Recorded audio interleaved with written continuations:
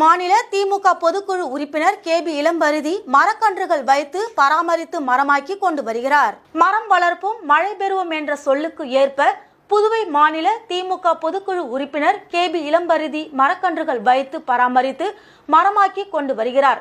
காற்று மாசடைவதை வெப்பம் ஆக்குதலையும் தடுக்கவும் ராஜீவ்காந்தி சதுக்கம் பகுதியை மரங்கள் சூழ்ந்த பகுதியாக மாற்ற வேண்டும் என்ற காரணத்தால் அவர் சார்ந்திருக்கும் கழக நிகழ்ச்சிகள், தலைவர் கலைஞர் பிறந்தநாள், தமிழக முதல்வர் மு.க. ஸ்டாலின் பிறந்தநாள் மற்றும் அவர் குடும்ப நிகழ்ச்சிகளில் மரக்கன்று நடுவது வழக்கமாக கொண்டிருக்கிறார்.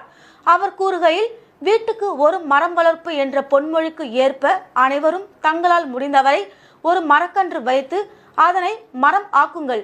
நம்முடைய வருங்கால சன்னதியினருக்கு மழை என்றால் என்ன என்று கேட்கும் நிலை உருவாகாமல் தடுப்போம். என் இளைய மகள் இளவழகி அவர்களுக்கு பிறந்தநாள்.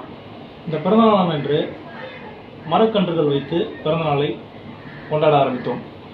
இந்த மரக்கன்றுகள் வைப்பது என்பது எனக்கு புதிதல்ல. 2017 தலைவருடைய பிறந்தநாள், தளபதியாருடைய பிறந்தநாள், கட்சி நிகழ்ச்சிகள் அனைத்திற்கும் மரக்கன்றுகள் வைத்து ஆரம்பிப்பது என்பது என்னுடைய வழக்கம்.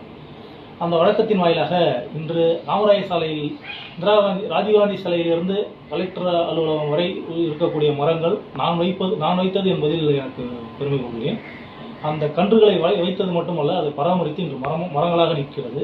இன்று என் மகள் பிறந்தநாள் நிகழ்ச்சியில் வைத்த அந்த செடி கன்றை மரமாக்கும் வரை அதை பராமரித்து கொண்டிருப்பேன். எனவே இதை என்னுடைய குடும்ப நிகழ்ச்சி, அரசியல் நிகழ்ச்சிக்காக இதை நான் செய்வதில்லை. இது பொதுமக்களுக்காக.